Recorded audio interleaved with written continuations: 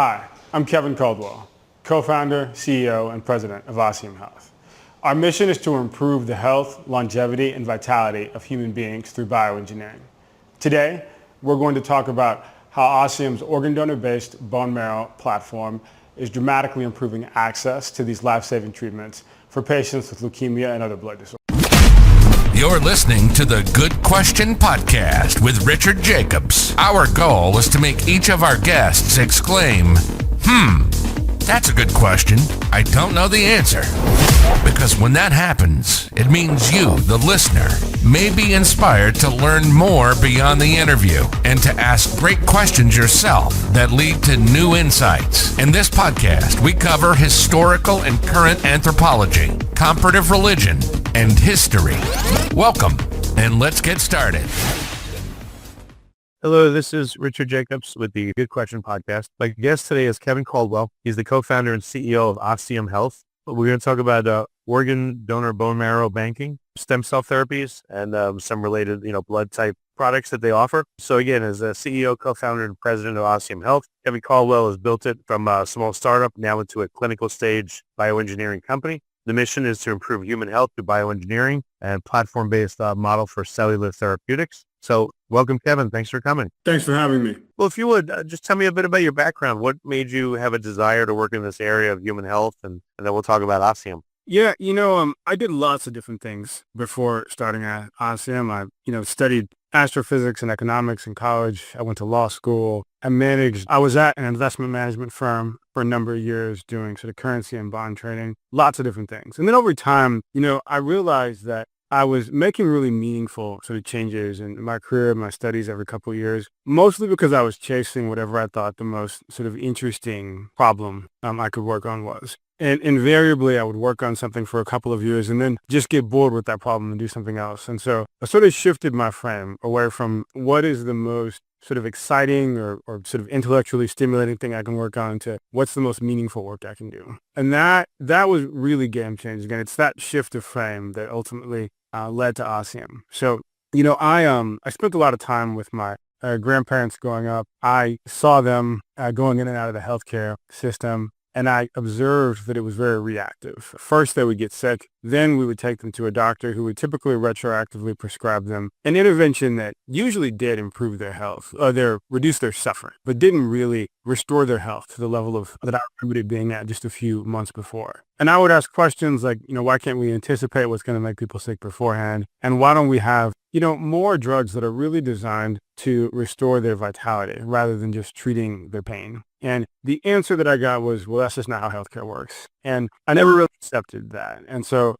part of what is incredibly exciting about this particular moment in history is that I do think we're in the middle of paradigm transition where it's becoming more and more inescapably obvious that the traditional tools of medicine, which have been phenomenally successful, by the way, in massively extending the human lifespan, dramatically reducing our risk of death from infectious disease, dramatically reducing our risk of death from accidents, et cetera, that they're not as well equipped to these sort of growing problems of chronic disease and aging. And so, I think the path to those solutions, one of the elements of that is going to be truly sort of regenerative, restorative therapeutics that make lasting sort of changes to sort of the organism in question, and in this case, the human beings. And so the good news is that there's a lot of work that's already been done in this space for decades. Some of that work involves treatments of a category of diseases that is still sort of a major cause of death, and that's blood cancers. And so bone marrow transplants are a type of cell therapy that has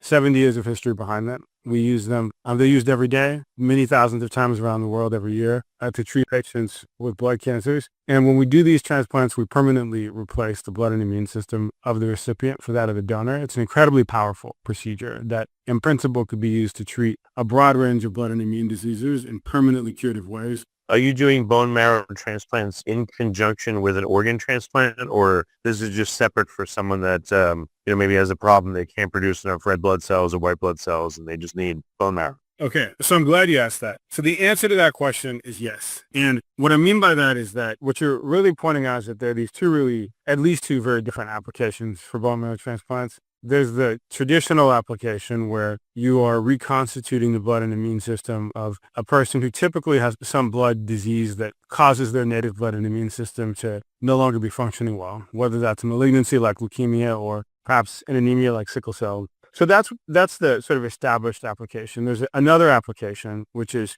someone's getting an organ transplant anyway, like let's say a kidney transplant. And rather than going on immunosuppression for the rest of their life and living with a weakened immune system and elevated infection risk, they're given an infusion of bone marrow stem cells from their organ donor to induce what we call hematopoietic chimerism, where the recipient lives with blood and immune cells from both their native bone marrow and their donors at the same time and can live without immunosuppression, or at least with a reduced immunosuppression regimen. So your question of which of these are we doing? Well, part of the power behind Ossium's model is that we are enabling the ability to do both, and we have done both. Now, we do that by tapping into a new source with bone marrow. That's organ donors. So the same solid organ donors that for decades we've relied on for hearts, kidneys, lungs, livers. Ossium has developed a process for obtaining clinical grade bone marrow from those donors in high yields with large numbers of cells, then cryopreserving or banking that bone marrow for later use in transplant.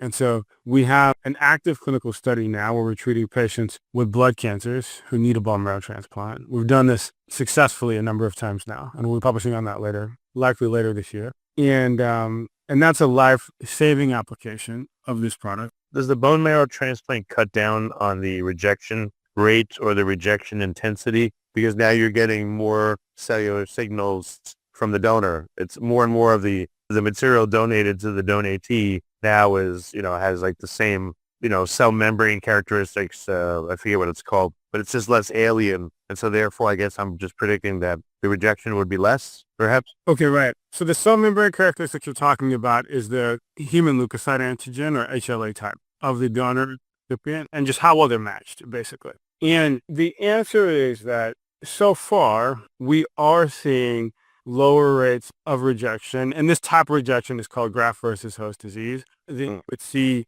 sort of historically from a mismatched transplant like those that we're doing. And there's a couple of reasons for that. One is we're using a protocol that uses post-transplant cyclophosphamide, which just reduces the amount of activity in the patient's immune system shortly after the transplant in a way that seems to durably reduce the rejection risk. Another thing, though, that's important, that's more unique to this organ donor-derived source, because the PTCY can be used with living donors too, is in really the composition of the cells. And so because we're using real bone marrow taken from the bone of the donor, we have far fewer of the lymphocytes, like the naive T cells, for example, that are in peripheral blood, and about 70% fewer of those cells. And so that means that there's just less reactivity between the donor and the recipient and lower risk of rejection. And again, it's early yet, but so far we are seeing very, very consistent engraftment and very low rates of rejection in our patients, and that's really encouraging. So why do you think that is? Is that, again, because now the bone marrow, there's just more signals, again, like, the calm HLA response? And so that, does this manifest in the person needing less immune suppression or for, less time or less of a degree of immune suppression? Like, what are some of the clinical markers that show you, oh, great, this is having good efficacy? Right. So for efficacy, the primary endpoint is neutrophil engraftment. And the other endpoints that are important are platelet recovery. And so we look for neutrophil engraftment by day 28 in this study, and we've seen it before day 20 consistently. That reduces the amount of time that the patients live without a working immune system, the period when they're immunocompromised, and is and therefore reduces their risk of infection. And then from a safety perspective, one of the major endpoints, the major data points that we're collecting related to safety is GVHD and the grade of GVHD the patient gets and how long they have that GVHD for and when they get it. So and graft versus host disease is really one of the sort of principal complications that patients with these bone marrow transplants incur. It's the mirror image of organ rejection. It's patient has a new immune system and it rejects the rest of their body, essentially. And I think most of your listeners are probably familiar with the organ rejection context where the patient gets a new organ and their native immune system rejects the rest of their body. It's the reverse of that idea. So here, we that reaction, that graft versus host disease reaction, is caused in part by naive T cells that are in the graft, that are in the bone marrow that the recipient gets. That's become clear from sort of recent research into sort of the mechanisms of GVHD. And there are a number of approaches to dealing with this. One approach might be to just remove those cells from the product before infusing it. And certainly we can do that. But part of the beauty of our work is that the bone marrow just naturally has 70% fewer. The organ donor derived bone marrow has 70% fewer of those cells than you would get from a typical living donor graft. And so the product is sort of naturally, effectively naive T cell depleted. And we're seeing GVHD results that are consistent with that. For the recipient, where is this bone marrow going? Are you simultaneously aspirating some out and then putting new bone marrow in? Or how do they get this additional or new bone marrow? So before bone marrow transplant, recipients are conditioned, and the conditioning regimen, basically it's an ablation of their native bone marrow. So in order to make room for the new cells that are infused to effectively engraft, their native bone marrow has to be ablated. So that's a standard part of bone marrow transplant. Most every transplant center has their own sort of protocol for doing this. But that's done prior to the infusion of cells from us. And then once the cells are infused, they can migrate their way into the niches in the bone where they reside and engraft.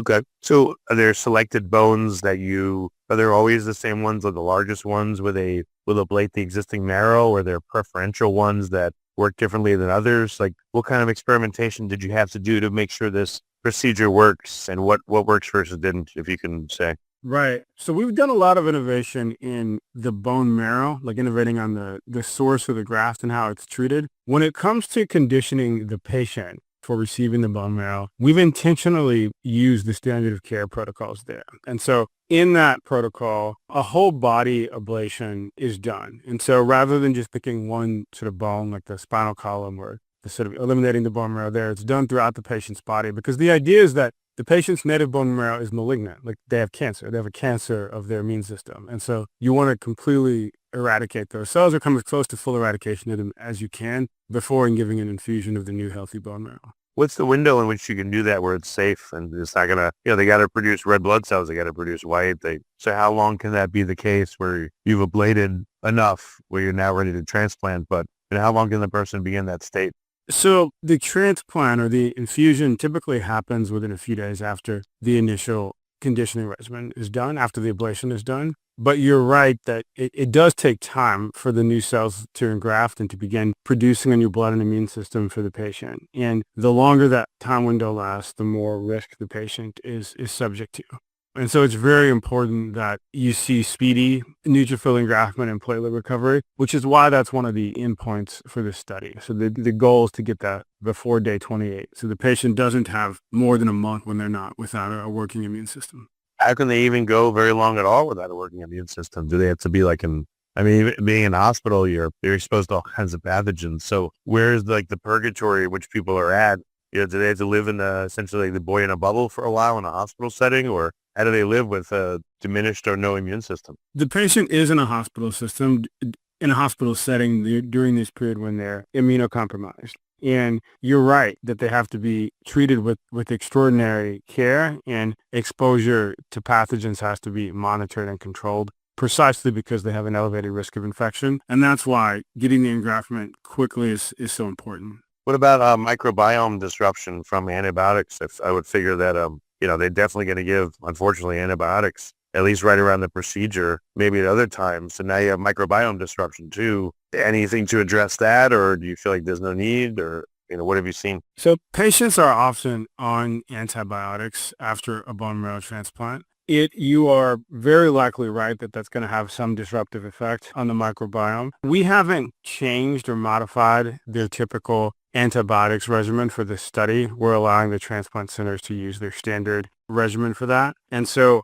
it may be that the standard course of treatment has an adverse effect on the microbiome, but that's not something we're investigating. Probably because the patient is going to have a compromised immune system for some time, being on some amount of antibiotics is probably inevitable. There is a question of whether the antibiotics regimens they're on have been whether it's broad antibiotics that would have a massive effect on the sort of synergistic microbes that are in the gut, or whether it's possible to achieve a similar level of protection from a more narrowly focused set of antibiotics that dealt with particular pathogens is an interesting question.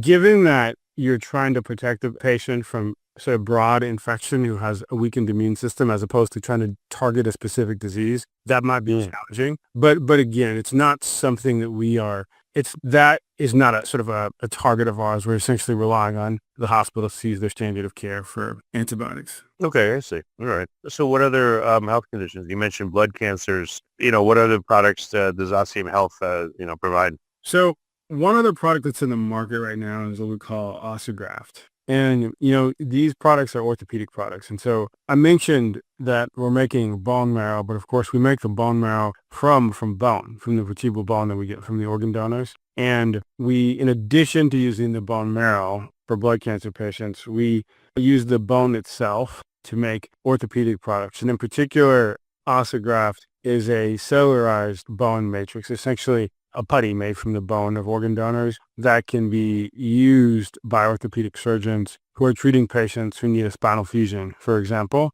the sort of Ossegraft product can create sort of a scaffold or a matrix on which the cells from the patient can ultimately aggregate and sort of renew or reconstruct the patient's spine. And so it's designed to accelerate sort of healing after a spinal surgery. So you'll create like kind of a nucleation site somehow on the bone itself that will attract more rebuilding material preferentially there to rebuild faster? Exactly. Okay. So after, this is after like spinal surgeries, so what happens? They'll, I guess, well, it's probably horrible to say, but I guess some spinal surgery is if they're going to, I guess they'll take out a disc, let's say, they'll put in an artificial disc. What else would they do to damage the hard parts of the spine that need to be repaired? Or maybe just as the patient has aged, maybe there's been some erosion of one of their discs and you've got two vertebral bodies that are sort of grinding against each other in a way that sort of creates a lot of pain for the patient, for example. So one approach to dealing with this is to fuse those VBs. And so in order to do that, you need some sort of material that can sort of bridge the gaps between them. And so Ossegraft essentially is that material. And spinal fusions are the single most common application. Of course, it can also be used for foot and ankle surgeries, essentially anytime you need to sort of pieces of bone to sort of adhere in sort of a permanent structural way. Can this be used on cartilage or only bone? So Ossegraft is made from bone for sort of bone fusion and reconstruction.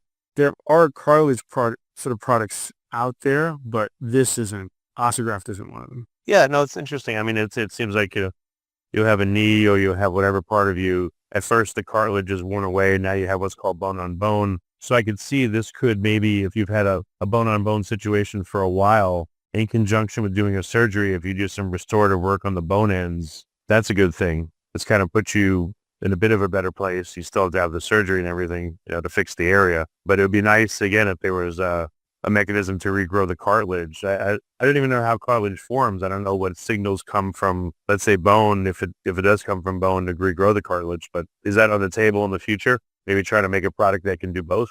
Potentially. We'll see. Interesting. I know it's very complicated. I know it's just armchair wishes, but, I just had to ask. Okay. So what applications specifically would, bone restoration technology, what are the common areas on people that need it and why?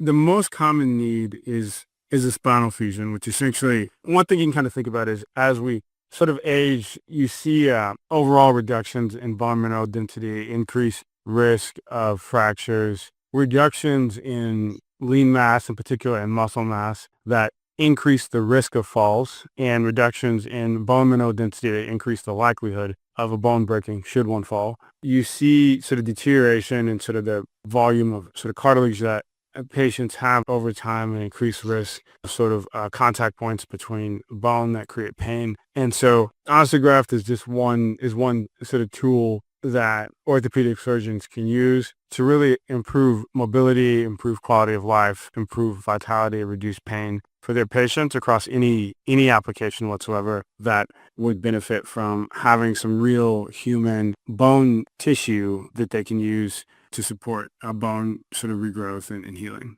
Okay. Any other major products that Ossium puts out? It's very interesting so far. It's fantastic, Oh, well, thanks. Yeah. So, since we briefly mentioned it at the beginning, it's worth circling back to. There is another application of organ donor bone marrow, which is, of course, enabling organ transplants without immunosuppression. So today, whenever an organ transplant is done, the recipient receives drugs that reduce the risk of rejection of the organ by weakening the patient's immune system. And there's a handful of problems with this approach. One is that they're only temporarily effective. The organs are usually rejected anyway, after about a decade, sometimes less depending on the organ. And two, the person's quality of life is diminished during that period because they have a weakened immune system and have a heightened risk of infection and cancer, organ failure, etc. And so you could do the organ transplant without immunosuppression. That would transform organ transplants from a treatment for organ failure into a bona fide cure. It would give the person to live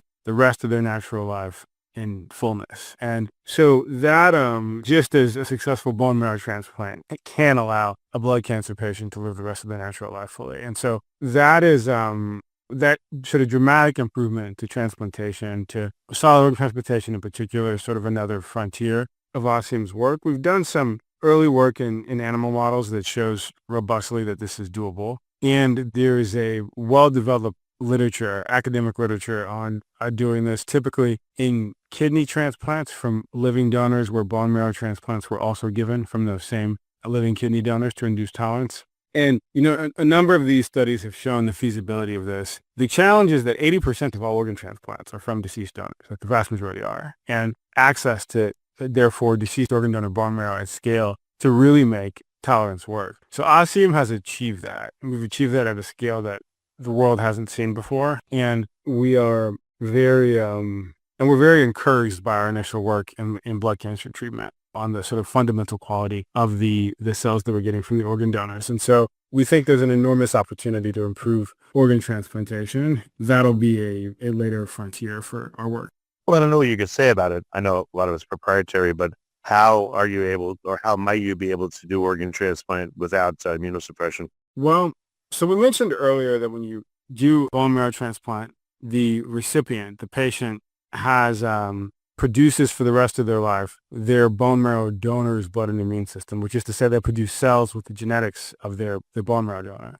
And so in the case of a person who receives an organ transplant, there's nothing wrong with their native immune system other than that it doesn't agree with this new organ that they just got. And so you don't need to completely later eradicate their native immune system. You just need to create room for cells from the donor to take hold. And so we do what we might call a partial bone marrow transplant or bone marrow stem cell infusion. And in doing so, we've created a state that we call hematopoietic mixed chimerism. And that's just a way of saying, so chimera, sort of the term from mythology, an organism that actually is sort of two organisms combined in its biology. So the patient would be producing blood and immune cells from both their own native bone marrow as well as from their donors at the same time. And so what we find is that this chimeric immune system is capable of accepting cells from both the patient's native organs as well as the donors. And this allows us to wean them off of immunosuppression.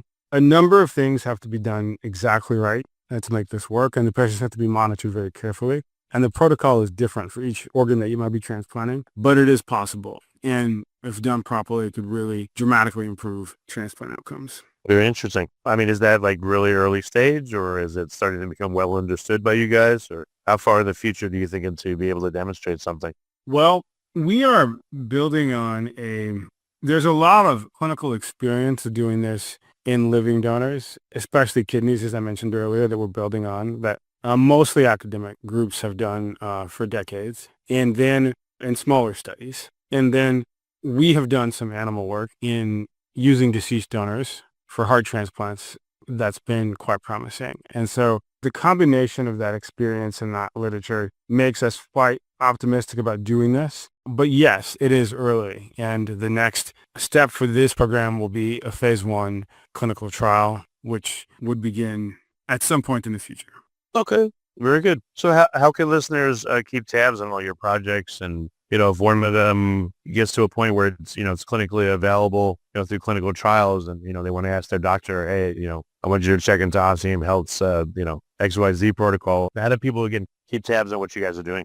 Well, if someone needs if they've got blood cancer and they need a bone marrow transplant and they don't have, like a perfectly matched donor in the family, like a sibling who's an ideal donor, that means they're going to look for an unrelated donor. And if they need to look for an unrelated donor, then they should, consider enrolling in the study. They should talk to their doctor about Ossium Health's Preserve clinical trial. They can even just go to www.ossiumhealth.com and look up the Preserve, or clinicaltrials.gov and look up the clinical trial called Preserve, and just send that info to their doctor and see if they can get enrolled. So that's thing one. If they're not at a center that's participating in the study, we have a program called the HOPE program, which they can just click on the Ossium Health website, where they can sort of request access to an expanded access program. We would send them some questions, get in touch with their doctor, and see if they are a good candidate for that. So not being at one of the participating centers should also not stop someone who needs a transplant. If they're doing an orthopedic surgery and they're going to get some sort of, most patients don't know what source or what graft, what company makes the bone allograft it is, if they're going to get a spinal fusion. If they're going to get one of those procedures done, though, they should sort of ask their doctor if they've heard of Osseograft. They could send them to the website, and then their doctor could just order it if they want to use it, or talk to us about it. And if you need an organ transplant, we're not yet doing clinical work there, but I would encourage listeners to sort of remember the content of this call, and in the future, if there or someone in their life needs an organ transplant, to look into the status of our clinical work then. Well, very good. Well, Kevin, thank you first of all, for what you do. You're really working to help people. I can tell. It's amazing, some of these products you're working on. And second of all, thanks for coming on the podcast. I appreciate it. Thanks for having me. It was a pleasure. Thank you for listening to the Good Question Podcast. Please email support@thegoodquestionpodcast.com if you have any referrals to great guests for us to interview. Visit thegoodquestionpodcast.com to hear more interviews. And please help us spread the word by rating and reviewing us on Apple Podcasts, iTunes, Spotify, YouTube, or wherever you listen to this podcast.